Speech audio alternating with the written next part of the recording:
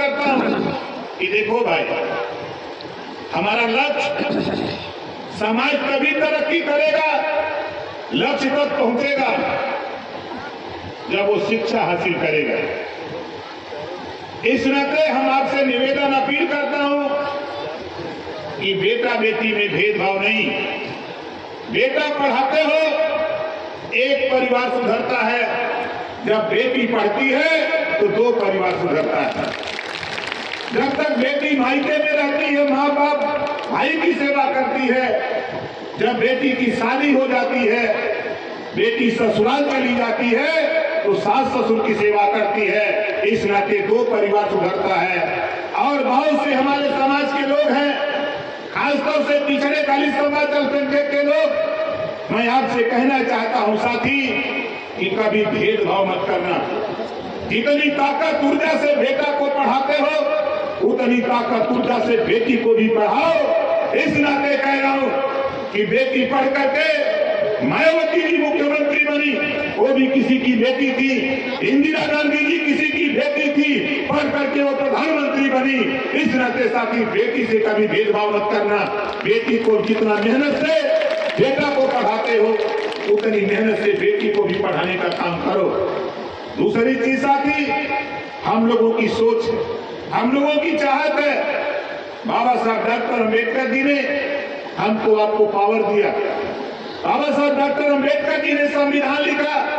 संविधान के पहले पन्ने पे लिखा, समता, स्वतंत्रता, बंधुत्व और न्याय।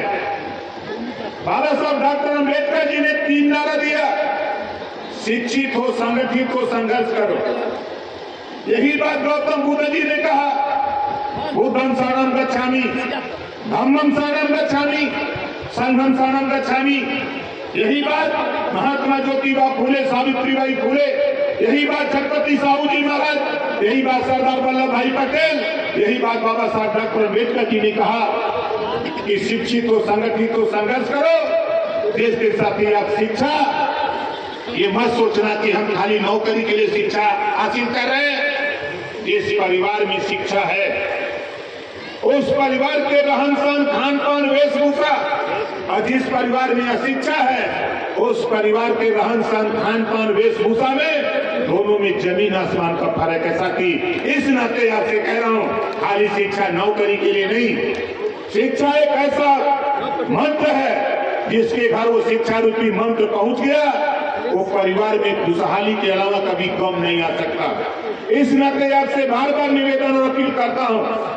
और आप साथियों, मैं आपसे कहना चाहता हूं, या जितने लोग आप लोग हो, देखो बाबा साहब डॉक्टर अम्बेडकर जी ने, हमारे कुछ साथी खासतौर से पिछड़े समाज के लोग ये कहते हैं कि बाबा साहब डॉक्टर अम्बेडकर जी ने हमारे लिए क्या किया।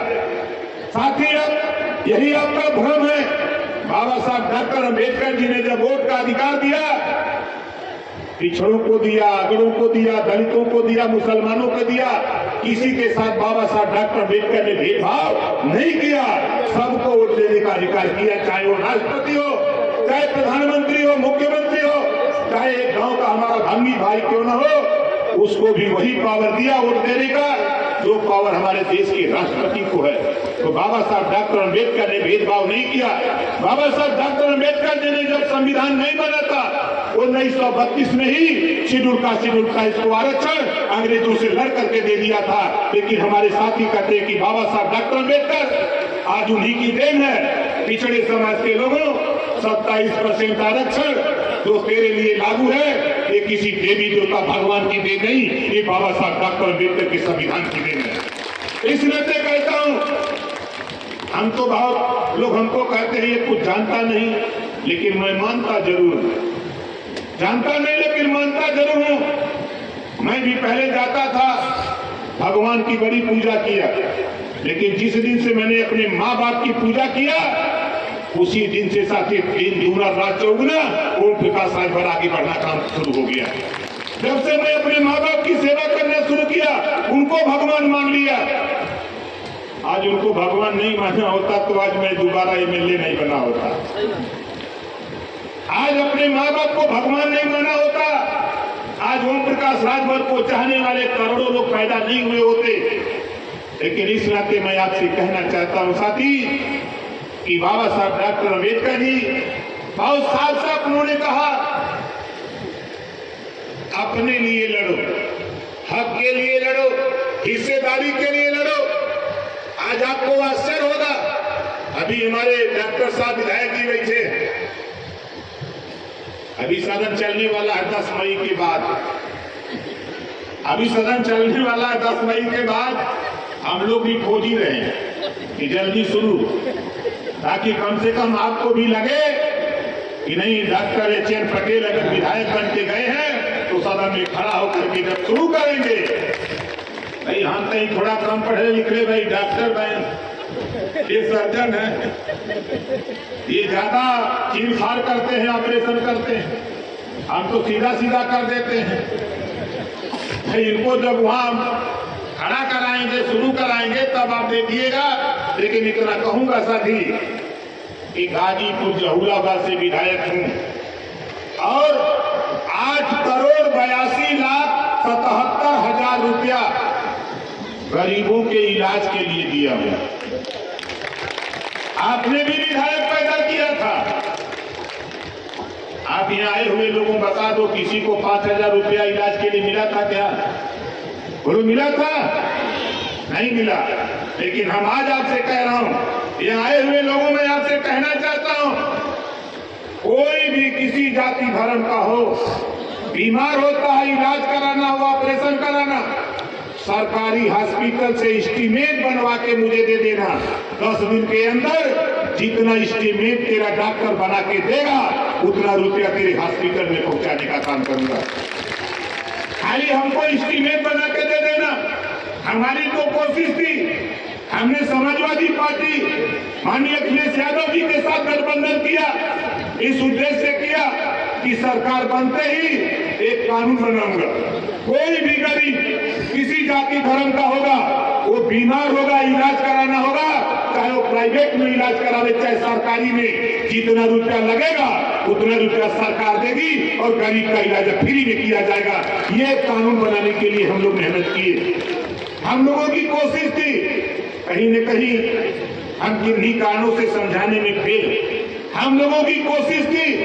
आज फैसला देने वाले जजमालिका बैठे हो, जिनकी उम्र 18 साल हो गई, जिनका नाम वोटर लिस्ट में दर्ज हो गया, वही लोग एमएलए चुनते हैं, एमपी चुनते हैं, और वही एमएलए एमपी मुख्यमंत्री और प्रधानमंत्री चुनते हैं। हम आपसे पूछना चाहता हूं, आप बताओ, कितने लोग चाहते हो कि उत्तर प्रदेश में गरीबों का इलाज फ्री में होने के लिए कानून बन जाए? सब लोग चाहते हो। लेकिन आज हम लोग आपके बीच में क्यों आए?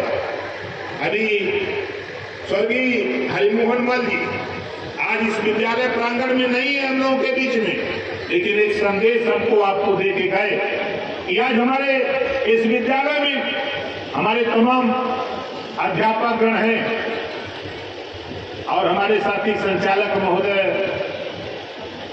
बार बार याद दिलाते हैं, ओम प्रकाश राजभर काम पर विश्वास करता है।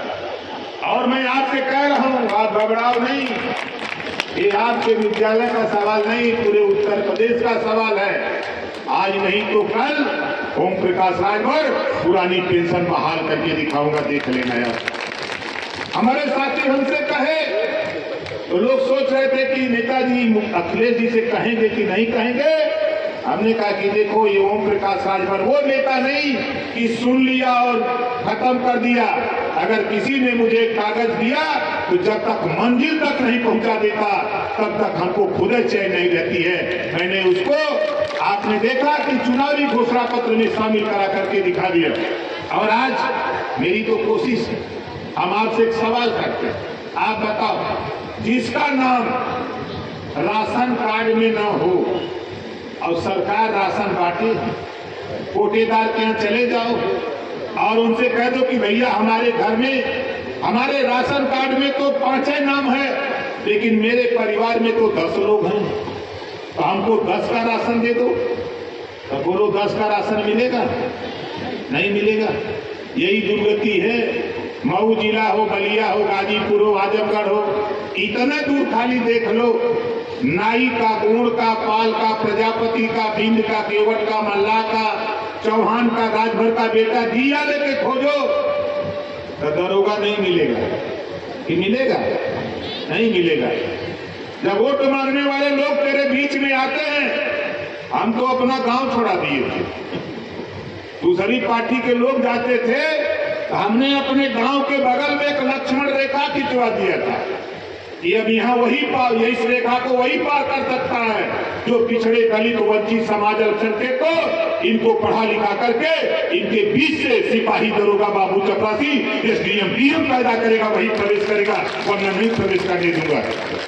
अगर दूसरा जाएगा तो भक्तों के देखा न, अम्बेडकर नगर, आजमगढ़, गाजीपुर, खाता नहीं खुला, मऊ, कहीं से गड़बड़ा गया है न, और कहीं से गड़बड़ हो गया।